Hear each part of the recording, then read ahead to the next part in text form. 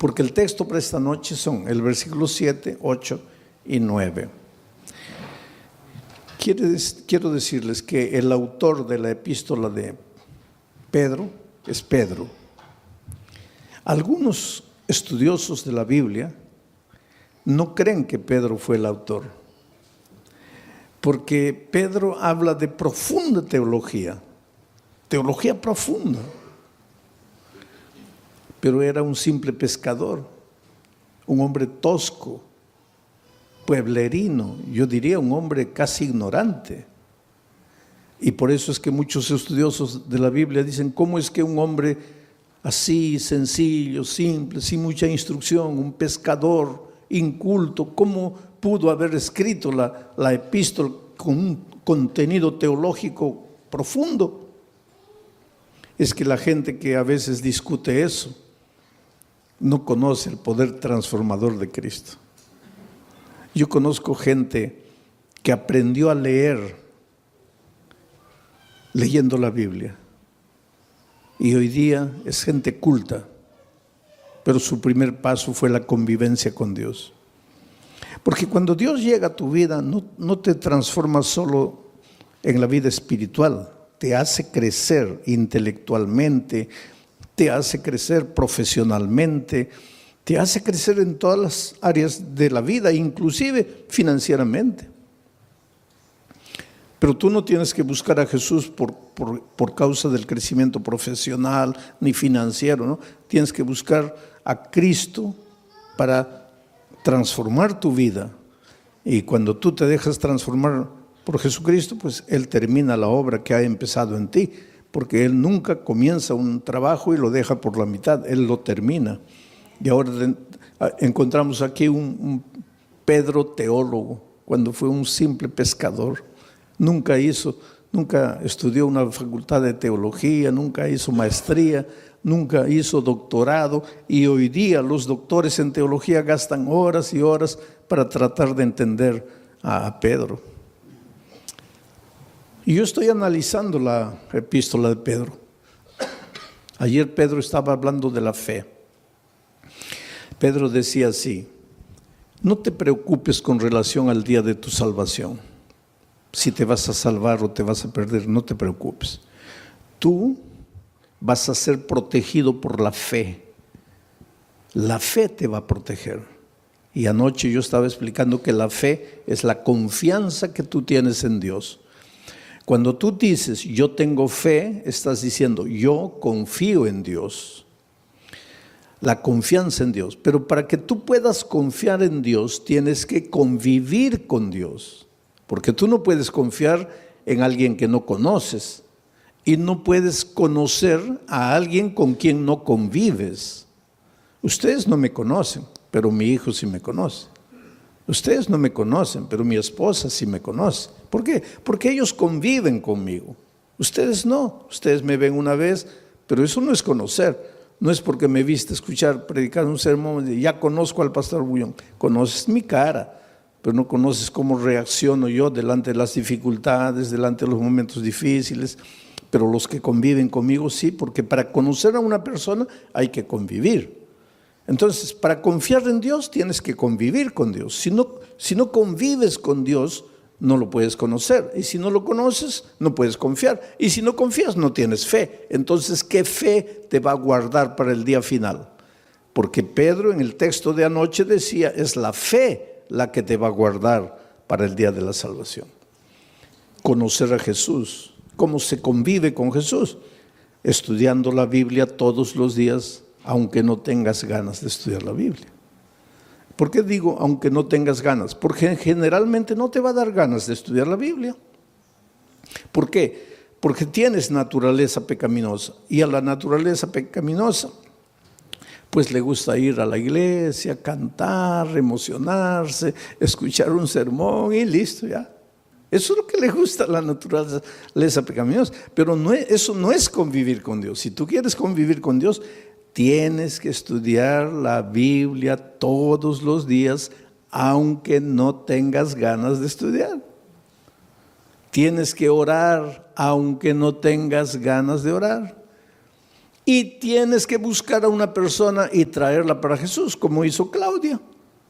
Conoció el Evangelio, fue y trajo a Jesús y ahora tiene la alegría de verlo bautizado. Eso es lo que tienes que hacer. Entonces tu fe, esa confianza en Dios te va a guardar para el día final. Pero entonces ahora entramos al texto de hoy. Para que sometida a prueba vuestra fe. ¿Qué cosa es vuestra fe? Vuestro conocimiento de Dios, vuestra confianza en Dios. Quiere decir que tu fe va a ser sometida a prueba.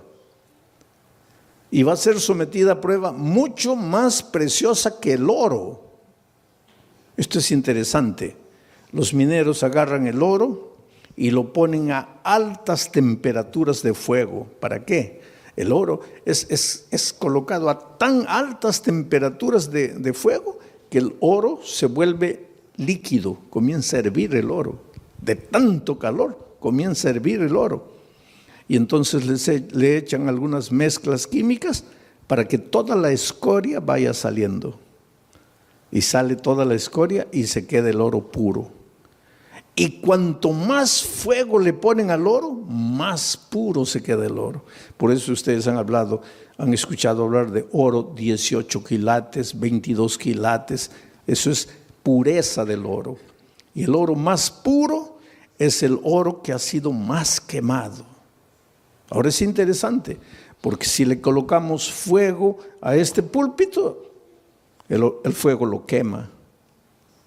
Pero si le colocamos fuego al oro,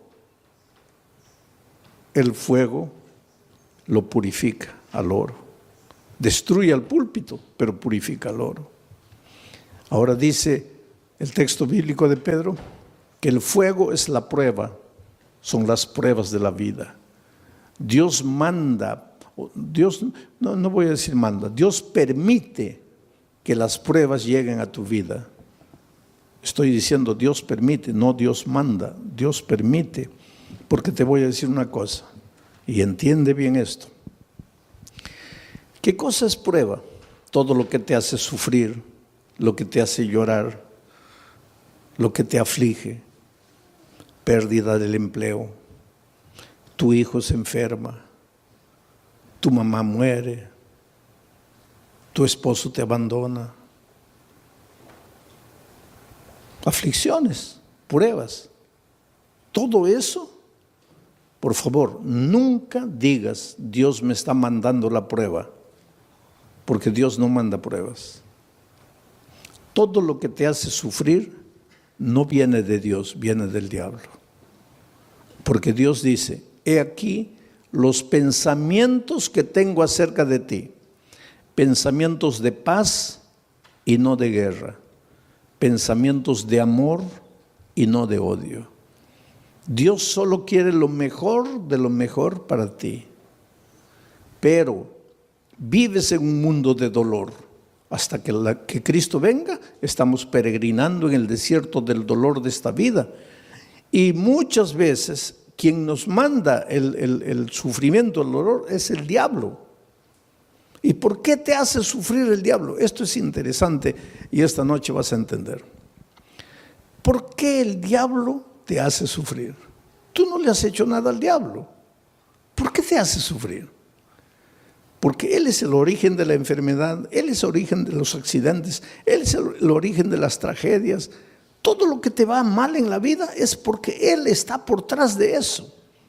Pero ¿por qué te hace sufrir si tú no le has hecho nada al diablo? Ahora te voy a explicar. Es que el enemigo del diablo no eres tú, es Jesús. Él quiere derrotar a Jesús. ¿Te acuerdas en el cielo? El diablo se levantó queriendo usurpar el lugar de Jesús. Hubo una pelea en el cielo, dice Apocalipsis, hubo una batalla, el diablo perdió y fue expulsado del cielo. Pero cuando el diablo salió del cielo, déjame imaginar esta escena. El diablo estaba saliendo y miró y le dijo a Jesús, está bien, me venciste una vez, pero la pelea no está acabada. Me venciste ahora, pero ya vas a ver cuando nos encontremos por segunda vez. y fue expulsado. Entonces, cuando Jesús nació en esta tierra, cuando vino a salvarnos del pecado, Jesús era un nené indefenso. Y el diablo dijo, ahora sí, no lo pude derrotar en el cielo, pero ahora como un niño yo lo agarro y lo mato. Y miren lo que el diablo hizo. ¿Vino a matarlo personalmente? No, porque el diablo es cobarde. El diablo nunca muestra la cara. ¿Qué hizo el diablo para matar a Jesús? Se metió al corazón del rey Herodes. Firmó un decreto de muerte para mandar matar a todos los niños menores de 2 años. Y cuando Herodes firmó el decreto de muerte, ahí el diablo dijo, ahora sí, lo voy a matar. De esta no se salva. Pero esa misma noche, el Espíritu de Dios se presentó a José y le dijo, toma al niño y a su madre y vete a Egipto, porque lo van a matar. Y cuando José huyó para Egipto, el diablo se quedó mordiendo los labios de rabia y dijo, me venciste por segunda vez. Después, cuando Jesús comenzó su ministerio, antes de comenzar su ministerio, se fue al desierto a ayunar 40 días, ¿te acuerdas? 40 días sin comer, pues Jesús estaba debilitado, flaco. Ahí el diablo pensó, ahora lo agarro. No lo gané, no lo derroté en el cielo, no lo derroté cuando era niño, pero ahora lo agarro. Está debilitado, 40 días sin comer, lo agarro. Y vino. ¿Y vino como diablo? No, porque el diablo nunca muestra la cara. Se disfrazó de ángel de luz. Y trató de engañarlo, pero no pudo, porque Jesús conocía la palabra de Dios. Y entonces derrotó al diablo por tercera vez. 3-0. Ya era casi goleada. Pero entonces el diablo esperó, dijo, la cuarta es la vencida. Y hubo una cuarta. Cuando el diablo se metió al corazón de los soldados, porque ya les dije, el diablo nunca muestra la cara, y los soldados prendieron a Jesús y lo llevaron al Calvario y lo clavaron. Y cuando Jesús murió, ahí sí el diablo dio una carcajada. Dijo, ahora sí lo vencí, lo acabé. Lo acabé. Al tercer día Jesús resucitó. Y al resucitar, ahí sí, es como si hubiera agarrado una estaca y lo hubiera clavado en el corazón del diablo. El diablo sabe que está perdido, está derrotado. El diablo no te puede hacer nada, querido. El diablo ya está perdido. El diablo ya con Cristo no puede. Entonces, como no puede con Cristo, se las agarra contigo. Es como si yo tuviera, vamos a decir, yo tuviera un hijito de 2 años. Pero tengo un vecino que quiere pelear conmigo. Viene, una bofetada, se va llorando el pobre. Pero es terco. Viene una segunda vez. Otra bofetada, se va llorando. Pero es terco, viene la tercera vez. Ahí ya ni levanto la mano, ya sale corriendo. Entonces llega a una conclusión mi vecino, no, con este no puedo, este fuerte. Entonces aprovecha que yo me vengo a Corpus Christi a predicar y agarra a mi hijito de 2 años a puntapiés y lo revuelca en la calle. Pues eso es lo que el diablo hace. Con Cristo no puede. Entonces él sabe que lo que más Jesús ama eres tú. Y ya que no puede con Cristo, se las agarra contigo y te hace sufrir y te hace perder el empleo y hace que tu hijito nazca enfermo y esto y aquello. En realidad el diablo no tiene nada contra ti. Él te hace sufrir porque sabe que haciéndote sufrir a ti, está haciendo sufrir al Señor Jesucristo. Pero ahora viene Pedro y dice así, pero es que los sufrimientos que te llegan a la vida no te pueden destruir porque tú no eres madera, tú no eres plástico, tú eres oro. Y si el fuego de la prueba purifica el oro, mucho más el fuego del dolor, del sufrimiento, va a purificar tu fe. Quiere decir, cuando el dolor llegue a tu vida, tú lloras. Si tienes que llorar, llora. Pero no te separes de Jesús. Dile, Señor, yo no entiendo por qué estoy sufriendo. Y hay una cosa interesante. Cada vez que tú quieres andar en los caminos de Dios, cada vez que tú te propones ser más fiel a Dios, ahí más viene el diablo para destruirte. ¿Por qué? Porque esa es la pregunta que mucha gente hace. Pastor, cuando yo estoy así relajado en mi vida cristiana, parece que no me vienen pruebas. Pero cuando me quiero consagrar, ahí viene todo. ¿Por qué? Simple. Porque cuando estás relajado espiritualmente, cuando no estudias la Biblia, no oras, nada, estás en el terreno de ¿quién? Estás en el terreno del diablo. Puedes estar en la iglesia, pero estás en el terreno del diablo. ¿Y para qué el diablo te va a molestar si ya estás perdido con él? Ya pues te deja tranquilo. Pero cuando viene una semana de oración y tú te entiendes que tienes que reconsagrarte y comienzas a estudiar la Biblia, a estudiar la palabra de Dios, ahí el diablo se asusta. ¿Por qué? ¿Qué dice? No, este se me va a escapar, se me va a escapar. Entonces, para desanimarlo, le mando una prueba. Y la prueba, en lugar de purificarte como al oro, ¿qué hace contigo muchas veces? Te desanima. Es por eso que cuando la prueba es más fuerte, es más que tienes que agarrarte de Jesucristo y no desanimarte.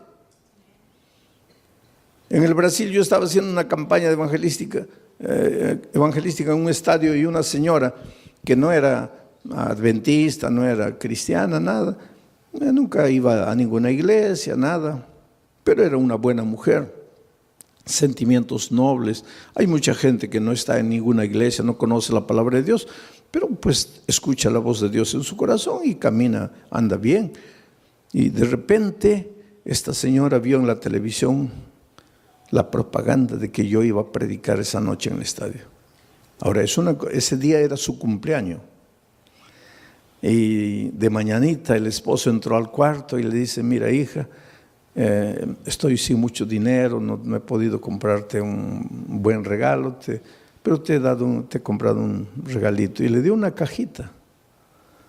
Y ella abrió y era la llave de un carro. Y cuando salió al patio, ahí estaba el carro, un carro importado, último modelo. ¡Qué felicidad! Su cumpleaños. Primera felicidad, el esposo se acordó de su cumpleaños, porque hay muchos esposos que ni se acuerdan del cumpleaños de la esposa. Segunda felicidad, le regaló. Tercera felicidad, no le regaló cualquier cosita, le regaló un carro último modelo. Entonces ella estaba tan feliz que cuando vio la propaganda de la predicación en el estadio, dijo, bueno, estoy tan feliz que me voy al estadio a agradecerle a Dios. Va a predicar ese pastor, voy a agradecer. Y se fue al estadio. Feliz de la vida, entró. En la hora del llamado se levantó, vino adelante, le entregó la vida a Jesucristo. Dijo, ay, qué día tan feliz. Hoy es mi cumpleaños, hoy mi esposo me regaló el carro, hoy me entregué a Jesús. No, este es el día más feliz de mi vida. Y cuando sale a agarrar su carro en la playa de estacionamiento, los ladrones se lo habían llevado. Ahí ella comienza a pensar, toda mi vida no quise saber nada de iglesia, no quise saber nada de Dios y nunca me robaron ni un alfiler. Y hoy que le entrego mi vida a Cristo me roban el carro. ¿Qué Dios es ese? Ahí está la astucia del diablo. Tú preocúpate cuando no vienen pruebas a tu vida, querido. Porque a veces no vienen pruebas a tu vida porque el diablo está tranquilo contigo. ¿Para qué te va a mandar pruebas? Pero atrévete a entregarte al Señor Jesús, a caminar en sus caminos, que ahí viene el diablo con todo para desanimarte. Ahora vamos al texto bíblico una vez más. Para que sometida a prueba vuestra fe, sí, porque tu fe tiene que ser sometida, porque una cosa es, sí, yo creo, yo creo. Eso no es fe. Eso no es fe. Por eso es que el creer siempre viene acompañado del bautismo. El texto de Marcos 16 dice: el que creyere y fuere bautizado, este será salvo. El problema es el idioma, porque en español creer y ser bautizado son dos cosas. Pero es que Marcos no escribió ese versículo en español, porque Marcos no hablaba español. Marcos escribió ese versículo en griego, el idioma que él hablaba. Y en griego no son dos conceptos, el que creyere y fuere bautizado, no. Es un solo concepto, el que creyere siendo bautizado. O sea, en griego, creer no es solo mover la cabeza, no es solo teoría. El creer intelectual viene acompañado del creer práctico. Si tú crees, te bautizas. Si no te bautizas, es porque tu creer se quedó en la teoría. Y ese creer teórico no te salva. Te voy a hacer pensar un poco. El otro día una señora me preguntó: pastor, ¿el diablo es ateo? A ver, ¿qué piensan ustedes? ¿El diablo es ateo? No, el diablo no es ateo, querido. Y Santiago explica eso. Dice: tú crees en Dios, haces bien. Pero el diablo también cree. Y no solo cree, ¿qué más hace? Tiembla. Ahora, si el diablo cree y tiembla, ¿por qué no se va a salvar? Porque su creer es teórico. Su creer no es práctico. Entonces, mucha gente hoy, muchos cristianos, sí, yo creo, bautízate. No, bautismo no, pero yo creo. Eso no existe. Yo creo, pero no me bautizo. Eso no existe, porque el creer bíblico es creer siendo bautizado. Es decir, la teoría y la práctica van juntos. Y tu fe cuando es práctica, tiene que ser probada. Tiene que ser probada. Porque el sufrimiento es como el dolor. Si tú comienzas a levantar pesas, comienza a doler. Levantas 10, ya pesa. Y comienza a doler. Al día siguiente 15, duele. Al otro día 20, duele, pero después te agarran aquí, pura piedra. Así es la fe.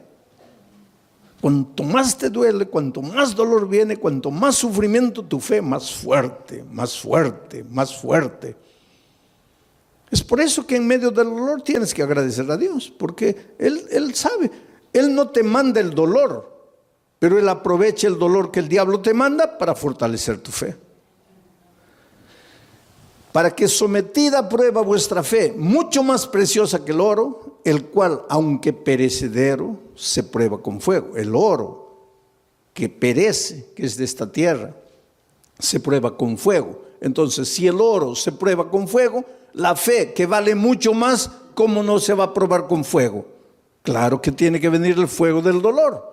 Para que sometida a prueba vuestra fe, mucho más preciosa que el oro el cual, aunque perecedero, se prueba con fuego, para que entonces vuestra fe sea hallada en alabanza, gloria y honra. Quiere decir que tu fe es bombardeada por el diablo. Te arranca lágrimas, te hace sufrir. Muchas veces sientes que ya no puedes resistir de tanto dolor, de tanto sufrimiento. Aguanta un poco. En el nombre de Jesucristo, aguanta. ¿Por qué?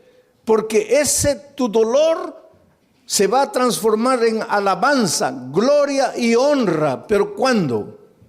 ¿Cuándo? Lee la Biblia y respóndeme. ¿Cuándo?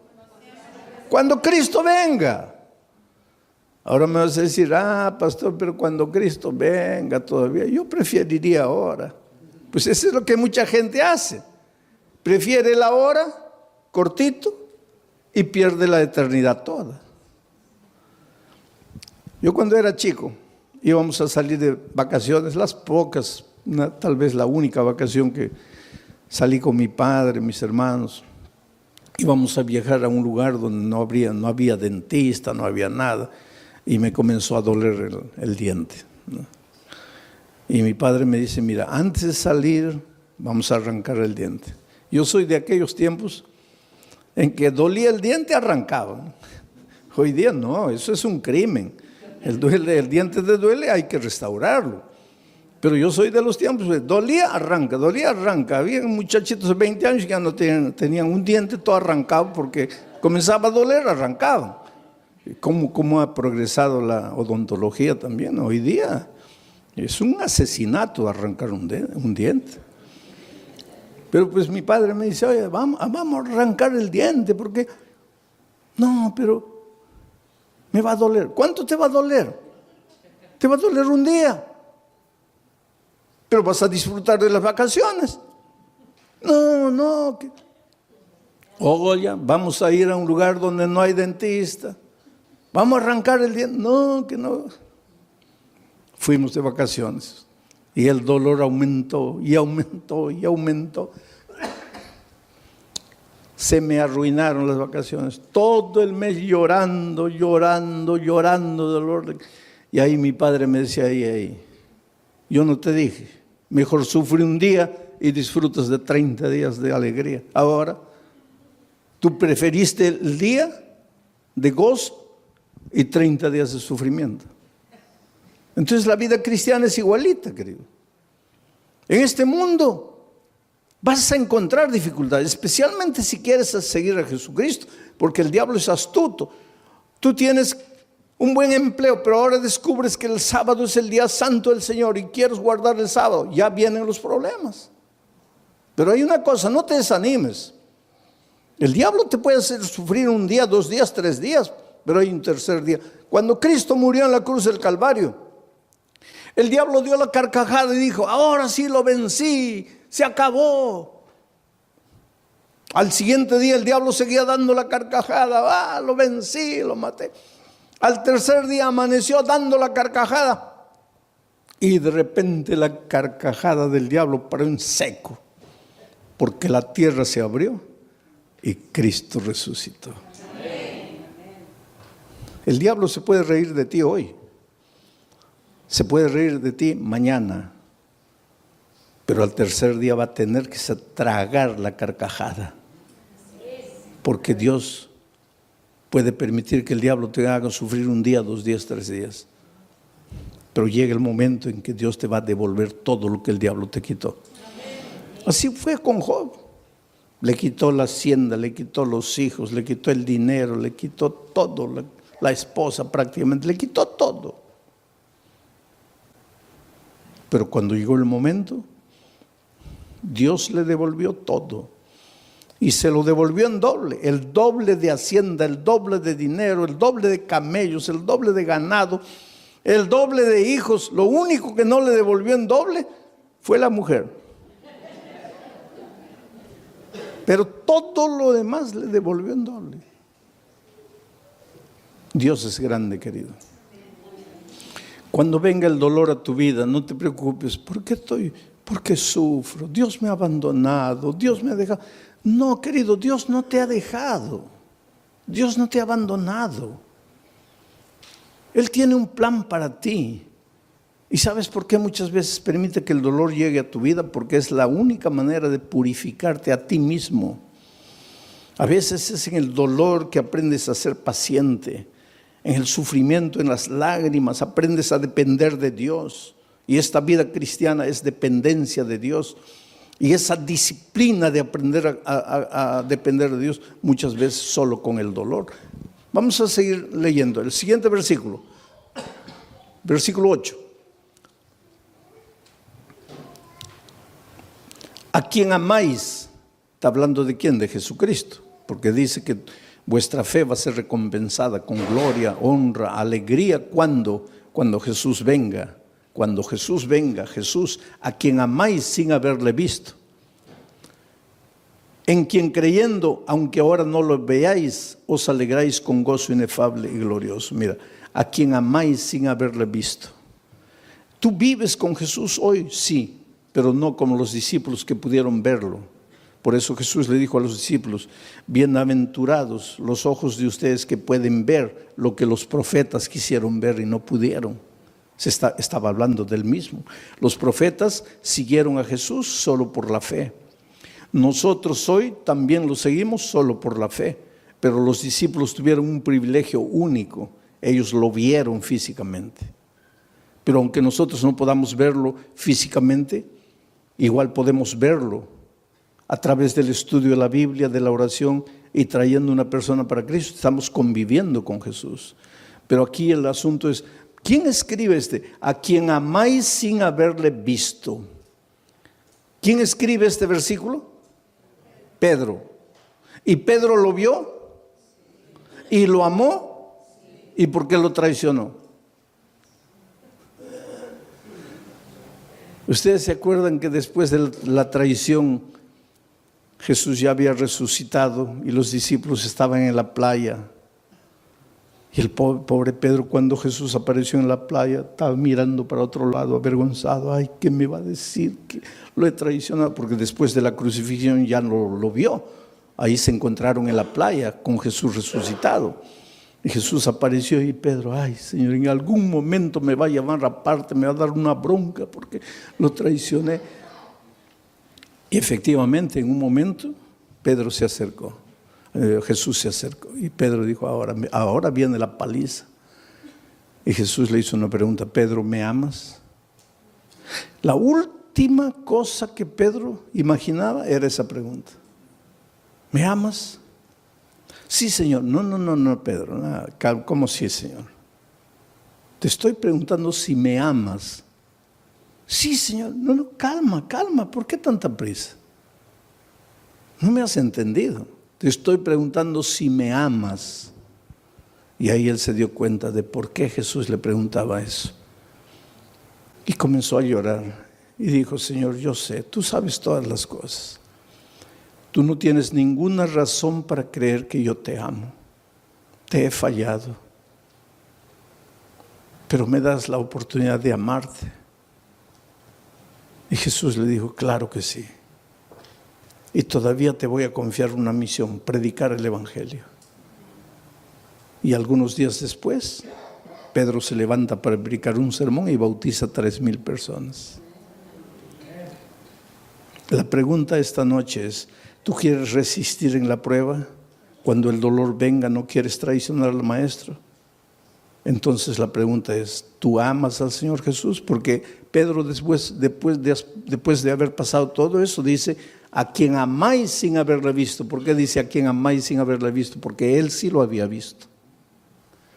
En quien creyendo, aunque ahora no le veáis, os alegráis con gozo inefable y glorioso. Lo que Pedro está diciendo es: tú, aunque no lo veas físicamente, lo puedes amar. Y Pedro, cuando se levantó, se arrepintió y le dijo a Jesús que lo amaba. Dice la tradición, la Biblia no dice eso, pero la tradición dice que él fue crucificado. Y cuando lo iban a crucificar, él dijo: no soy digno de ser crucificado como mi Maestro. Crucifíqueme de cabeza para abajo. Y lo crucificaron de cabeza para abajo. No hay prueba bíblica para decir eso, pero la tradición dice. Sea como fuere, sabemos una cosa: después de transformado por el poder de Dios, él ya no tuvo miedo de morir por Dios. Oh, querido, Dios tiene un plan muy, muy bonito para tu vida. Las tristezas y dolores que llegan a tu vida tienen sentido, pero tienen sentido cuando tienes fe. Hace muchos años atrás, en la ciudad de San Pablo, los jóvenes de una iglesia fueron a participar de un congreso en el sur del país. 40 jóvenes, miembros del coro de la iglesia.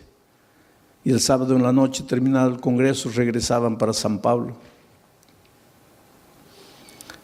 Y el ómnibus se chocó. Sabe que los jóvenes venían cantando himnos, los himnos del coro. Venían cantando en el ómnibus y el ómnibus se chocó contra un camión cargado de fierro de construcción. Y el fierro los atravesó. así los hizo como los peruanos me van a entender, como anticuchos, ¿no? Los atravesó. 22 jóvenes murieron. Al día siguiente los periódicos publicaron una noticia. Y un periódico atrevido publicó así: ¿dónde estaba Dios cuando sus hijos cantaban? ¿Por qué no los cuidó? Es que el dolor es un misterio, ¿sabes? Tal vez en este momento tú te preguntes: ¿dónde estaba Dios cuando mi hijito de 3 años murió? ¿Qué culpa tenía mi hijito para morir como murió, de leucemia? ¿Qué mal había hecho? Es que no necesitas hacer mal para sufrir. El diablo se deleita en hacerte sufrir. Pero el dolor es como el fuego sobre el oro: o te purifica o te destruye. Interesante que entre esos jóvenes que habían muerto, había una chica que hace 6 meses había sido bautizada contra la voluntad de sus padres. Ella tenía 22 años, una joven. El día que se bautizó, el padre le dijo: mira, olvídate que yo soy tu padre, que tú eres mi hija. Lo peor que podría haberme sucedido en la vida es que tú traicionaras la fe de tus padres, de tus abuelos, de tus bisabuelos. Pero la niña no había conocido solo la teoría del Evangelio, sino que el Evangelio se había hecho carne en su vida, de tal manera que ella se volvió una hija tan dulce, tan cariñosa, pero la madre y el padre nunca aceptaron el calor, el cariño, el amor de la hija. Aquel viernes de tarde en que se iban para el congreso, ella fue a despedirse del papá y le dijo: mira, papá, me estoy yendo a Curitiba con los jóvenes de la iglesia. Y él le dijo: ¿y qué me avisas a mí? Tú no haces lo que te da la gana, tú no te metiste a esa iglesia, tú no te bautizaste. ¿Y qué vienes a avisarme que te vas? Tú siempre haces lo que te da la gana, vete a donde quieras. Y ella le dijo: sí, papito, pero yo vine a darte un beso, me voy. Y cuando se acercó para besarlo, el padre retiró el rostro y dijo: no quiero nada de ti. Y en el camino de vuelta, la niña muere. ¿Sabes que los hijos de Dios también morimos en accidentes? Entonces, cuando te pasa un accidente, no digo: ¿dónde estaba Dios? Dios está en el mismo lugar. Jesús dijo que cuando la lluvia cae, moja a los justos y a los injustos. Y cuando el sol sale, alumbra a los justos y a los injustos. Estamos en un mundo de dolor. Ese padre hizo tanto escándalo en la iglesia, ¿sabes? El día del sepultamiento, 22 cajones estaban ahí. Y mientras sepultaban a los jóvenes sobrevivientes que habían salido del accidente cantaban. Sus amigos estaban siendo enterrados y ellos cantaban, lloraban. Las lágrimas caían, pero cantaban. Lloraban porque tenían tristeza. Cantaban porque tenían esperanza. Es que los seres humanos que aprendemos a confiar en Cristo, somos capaces de cantar en medio del dolor. Mientras que el padre estaba destruido ahí, ¿sabes? Y cuando llegó el momento del bajar el cajón de la hija, él se arrojó y decía: entiérrenme con ella, quiero morir.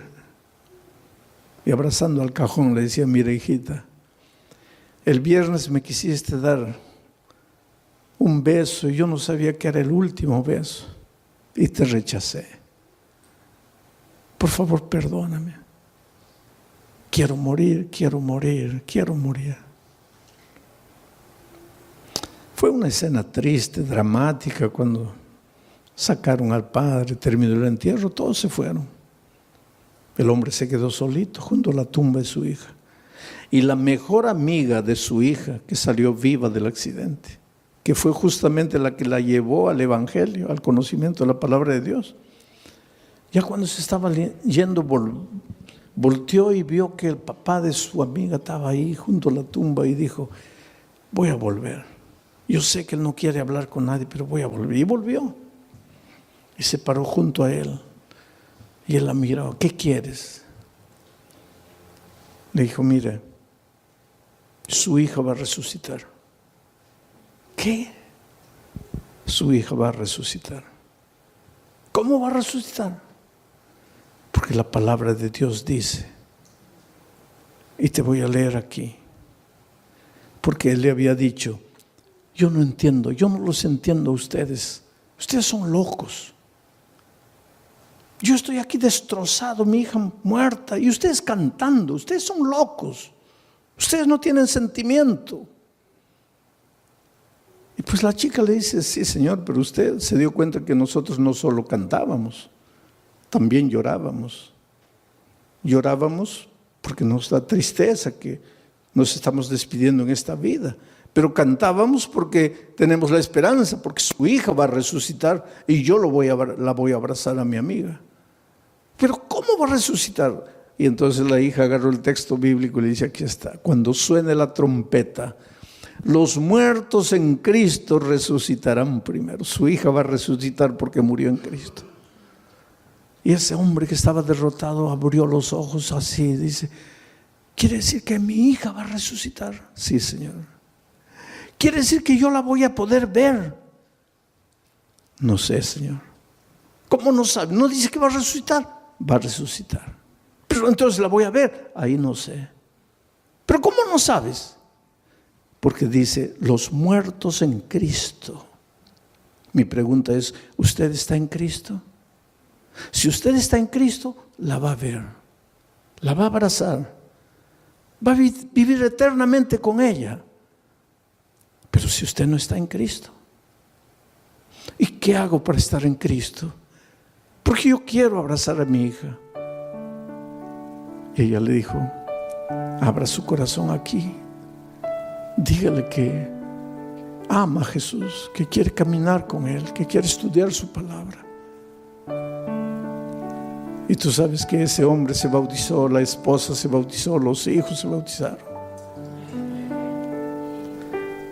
Yo solo imagino el día de la resurrección, cuando la niña resucite, transformada para vida eterna, y vea venir a abrazarla a su padre, a su madre, a sus hermanos, todos vestidos de vestiduras blancas y corona de justicia en la cabeza. Y la hija diga: ustedes que me persiguieron, que me maltrataron por causa de la fe, ustedes están. Y el padre les diga: hija, tal vez si tú no hubieras muerto, nosotros nunca nos hubiéramos rendido a Jesús.